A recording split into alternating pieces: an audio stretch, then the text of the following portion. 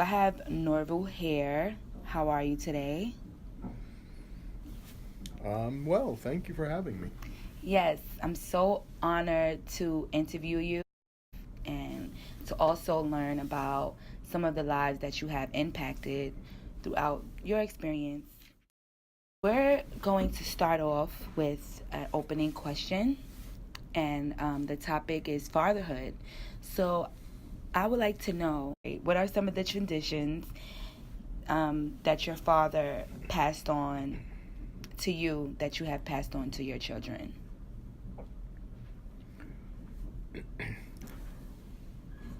Well, I wouldn't um, call them traditions. Um, Traditions suggest that um, they are regularly occurring events uh, in a person's life. You traditionally get together for, say, Thanksgiving dinner, or it's a tradition to go to, you know, the Bahamas for summer vacation or something like that. I think um, I think I can answer your question better by talking about something that my wife said to me just the other day. Sure, share it with us. We were discussing um, my stepdaughter and some issues that she's having with her health. And she's a young lady. She's still only 23 years old, and she's trying to figure a lot of things out in her life, which is not unusual for someone that age. But one thing that my wife wanted to give her credit for was the fact that whatever's going on in her life, my stepdaughter gets up every morning and goes to work. If she's sick, she gets up and she goes to work. If she's not, however she's feeling, she gets up and goes to work. And she doesn't really take any time off. And my wife wanted to see that as a positive characteristic, and pointed out that that may be a reason why she does that is because she used to see her own father get up every morning and go to work and work long, hard hours to provide for his family, and that she now sees me get up every morning. I should mention that she does live with us, with my wife and I, and that she sees both my wife and I get up every morning, early every morning, go to work and work long hours and come home late at night. And while that's not a tradition per se, it is um,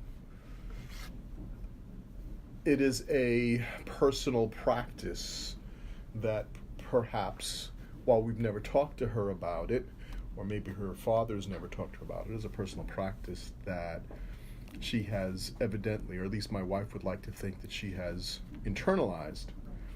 That is the importance of working hard and the importance of taking responsibility for yourself in providing for yourself or for your family.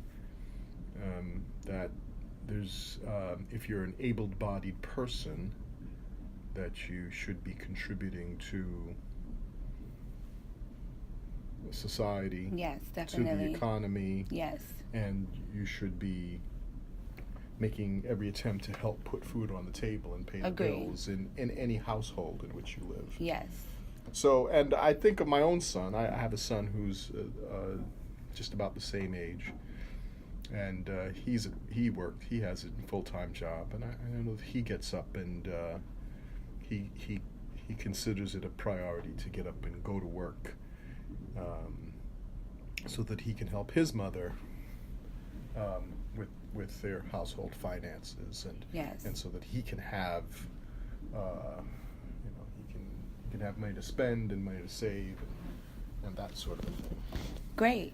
So one of the things that you are passing down to your children and to your wife's children is the personal practice on hard work, dedication, and anything else? Well, I mean, so what I left out was actually part of the question that you asked which was what traditions my father passed down to me, Yes.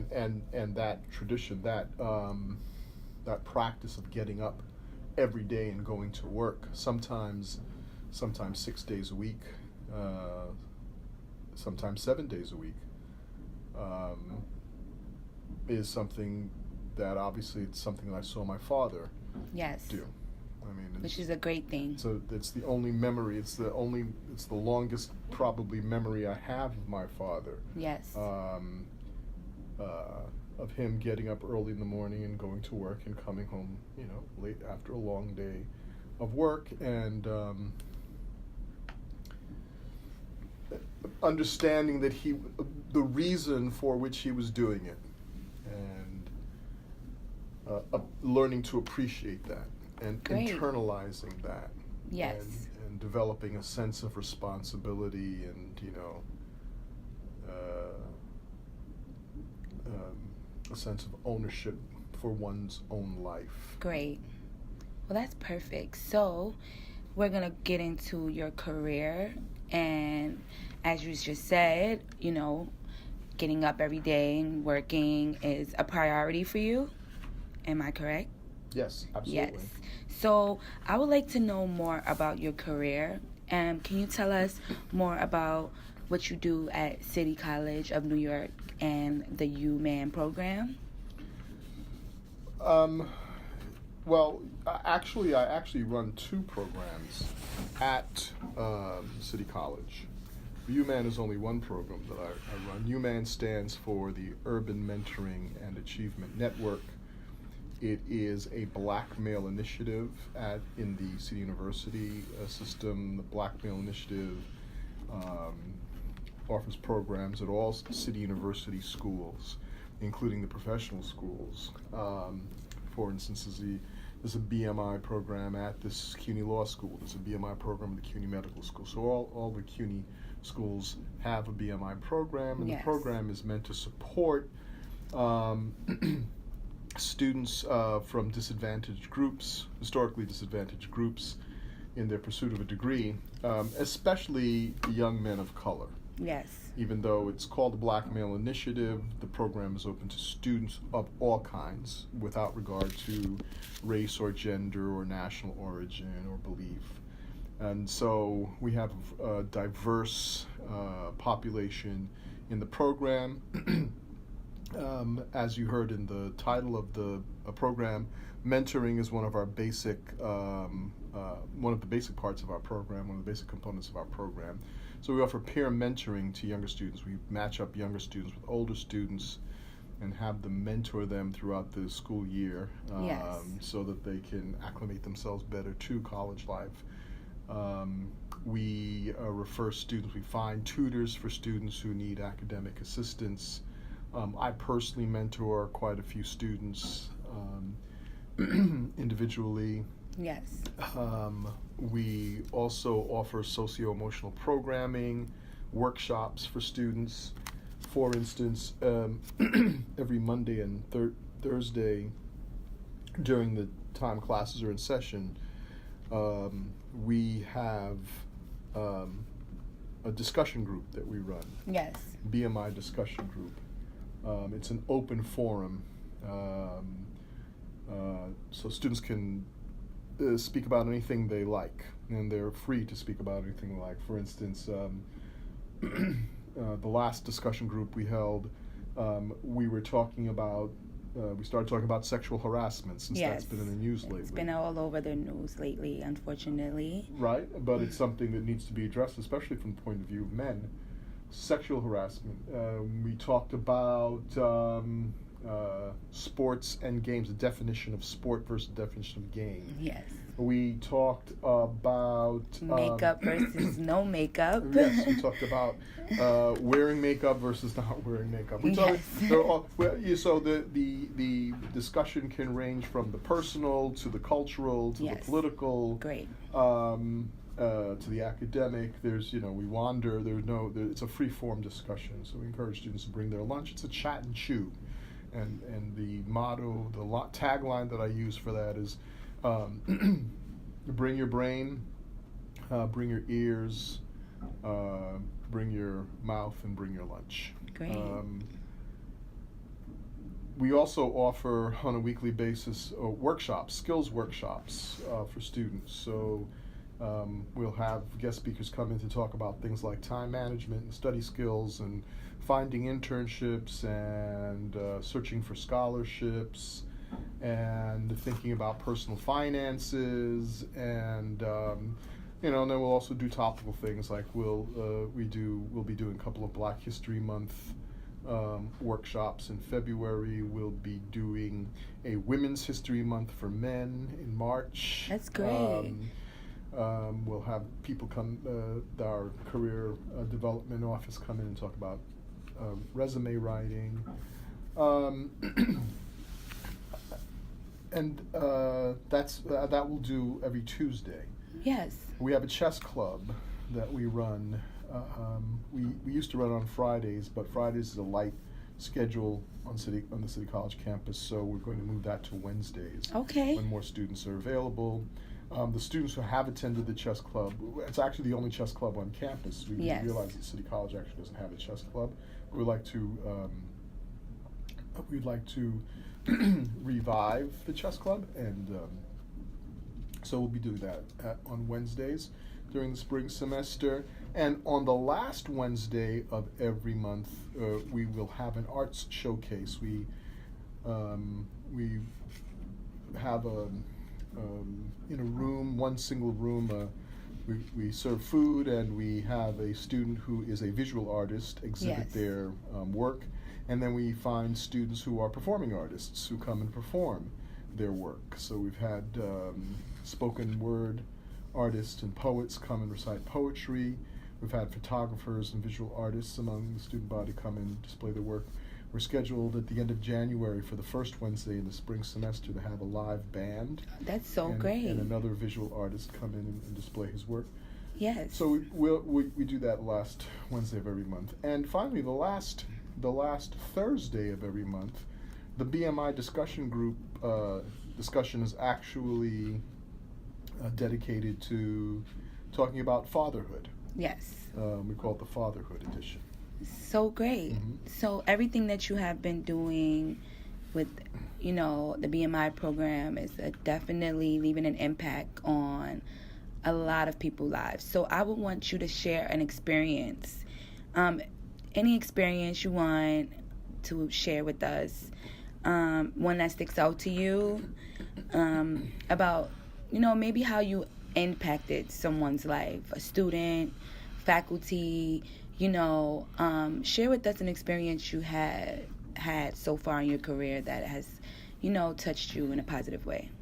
Well, I think very recently, in the fact that something's still going on, there's one young lady who comes to me for mentoring frequently. She started out her college career doing very well, but last year she ran into some personal problems, and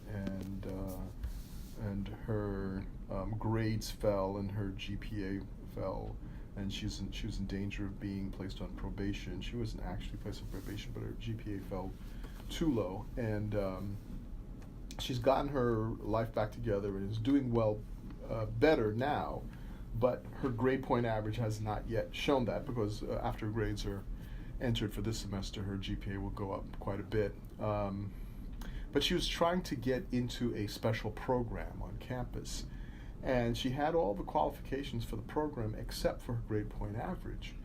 And everywhere she turned, people were turning her away at every step people were trying to discourage her. Yes.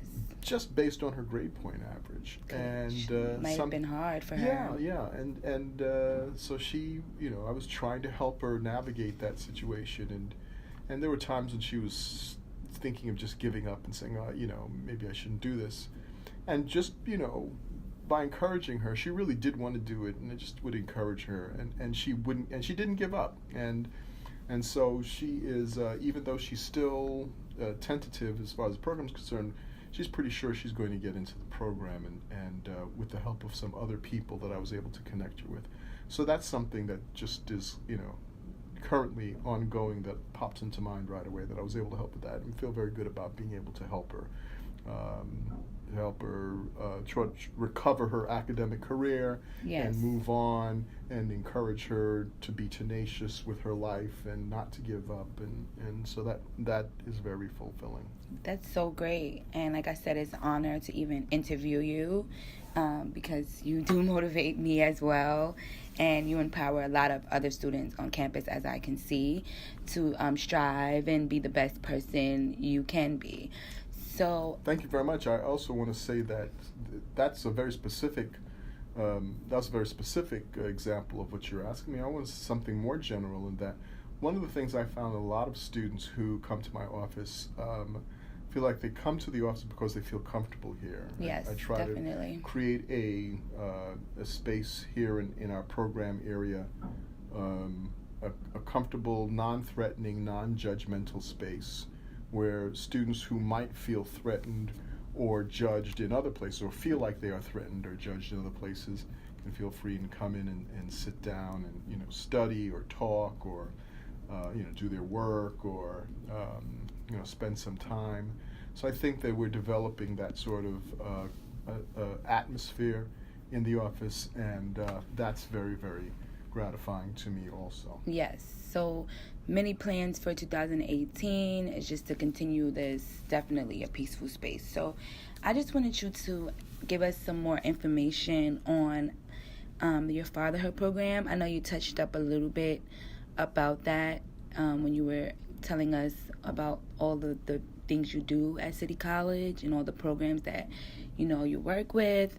So can you just give us a little bit more information, or tell us even about an experience, if you would like, share with us more about the Fatherhood program and some of the things, or even if you're trying to revamp, or what are some of the things that you have done or you're looking forward to doing in the future as far as like fatherhood goes? So I've been very impressed when I first took this position. I went and visited other BMI programs at other schools to see what it is that they do and how they do it, and what advice they had for me in trying to run this program. One of the things that specifically at York College, yes, their BMI program, they have a very strong Fatherhood initiative, I think they call it, program. And the director there, his name is Jonathan Quash, pointed out that a lot of our male students are fathers. Yes. But you wouldn't know it because they don't necessarily talk about it,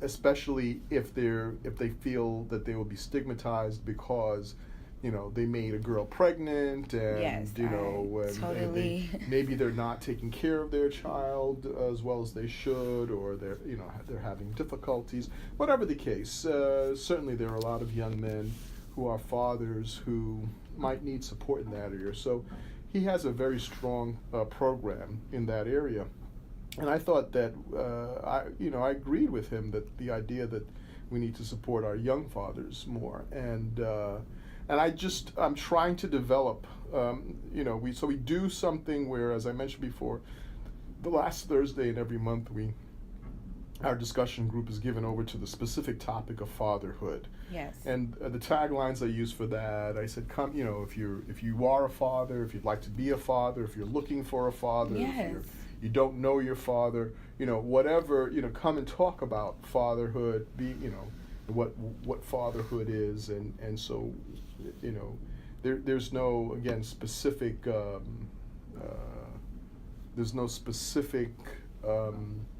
goal other than to get people to talk about it and think about it more. Yes. I'd like to develop that particular initiative a little more, but I'm trying to. This is the first year we're doing it, and I want to see how it develops and get some ideas from the students themselves about how it should be developed. It's so great. So it's in its embryonic stage. Okay. And I don't know which way it will develop, but it certainly will. I certainly will develop more. We do have a couple of young men who are in fact fathers and who talk about it very openly and who bring their children. There's one young man in particular. He has 2 sons, and he actually has 3 sons. I'm sorry.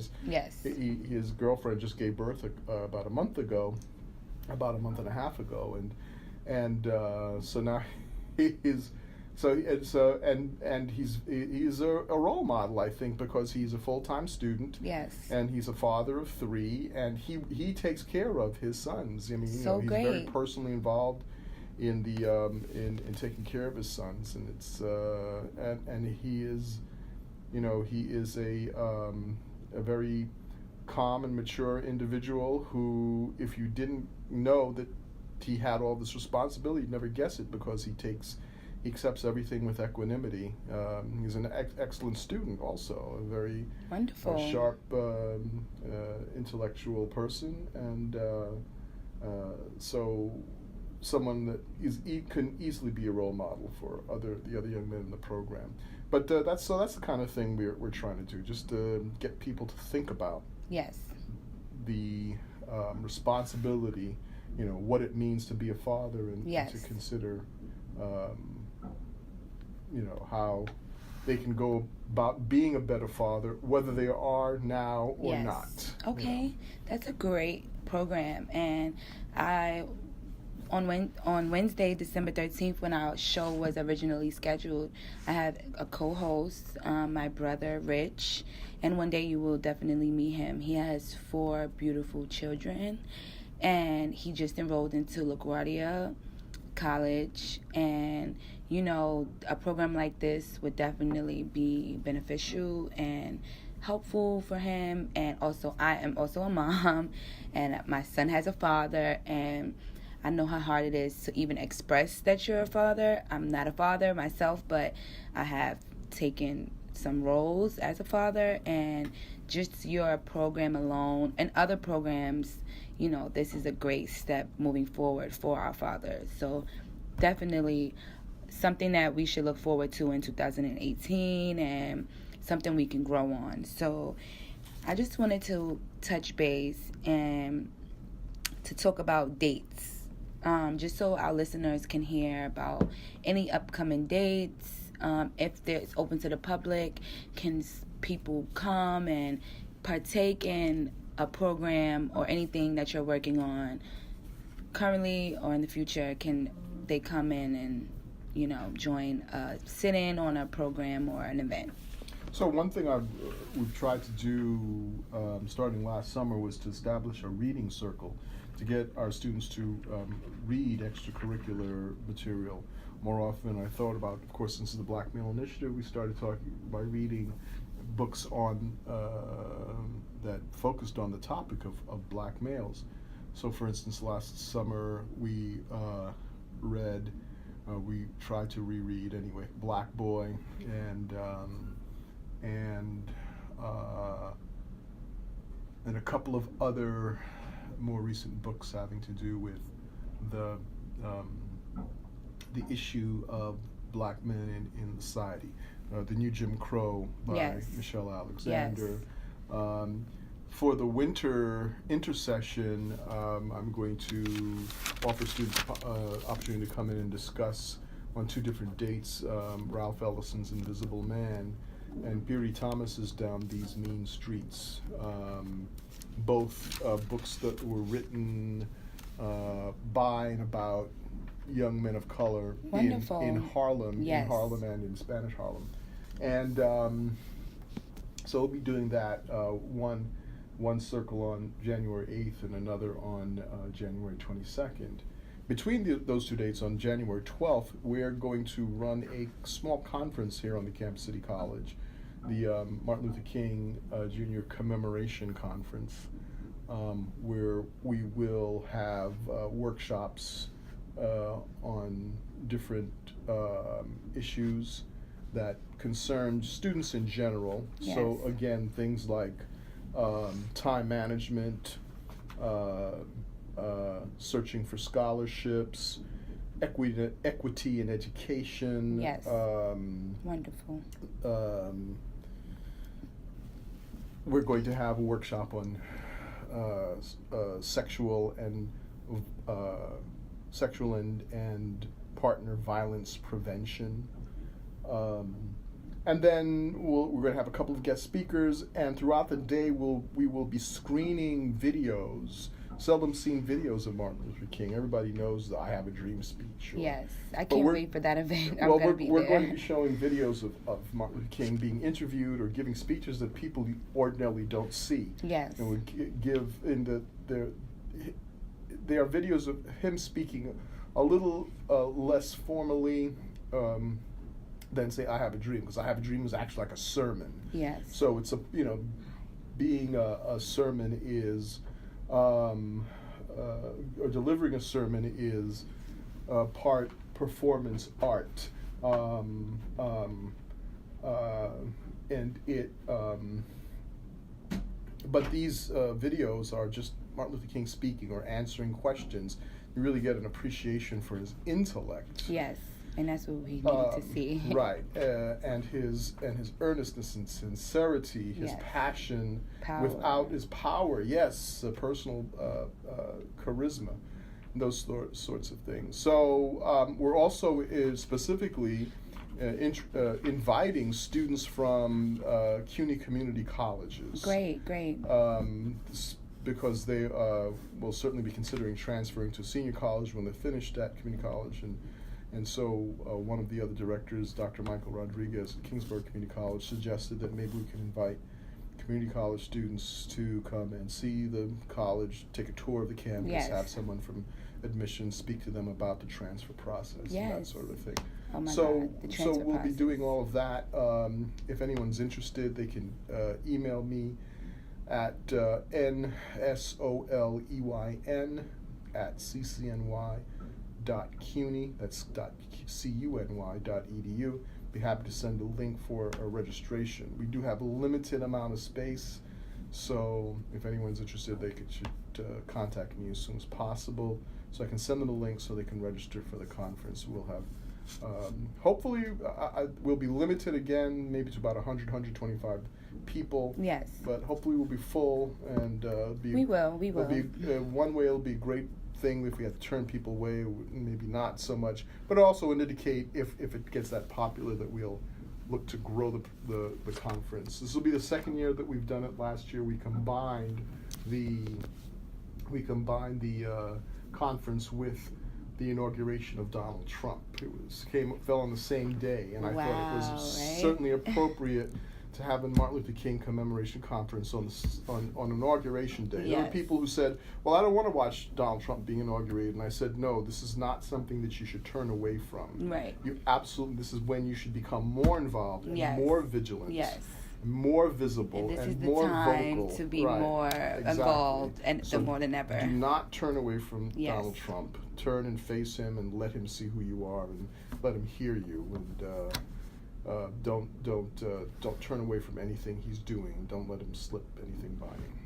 Well, great. I'm so happy that we can do this today, and I was honored again. Let me say it again. I'm so honored to even do my first podcast with you and have the opportunity to talk to you about all of these magnificent, things that are going to take place and have taken place. So if you wouldn't mind providing us one more time with your email, if anyone would like to, contact Norval regarding the upcoming event for Martin Luther King, or any students, any college students here at City College or at any other CUNY campuses can, reach out and see how BMI, can help you guys. Sure, and in the I'd be happy future. to put anybody on our mailing list who Yes. wishes to be, so I can send reminders Yes. about the programming that we have. I also I get a lot of information about scholarships and internships and fellowships and Yes. job opportunities and Which is other great. events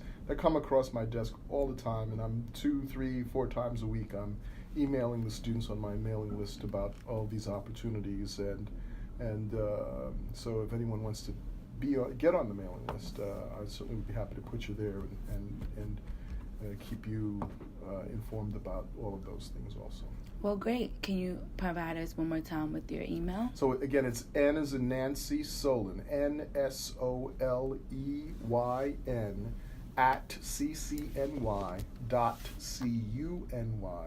@ccny.cuny.edu.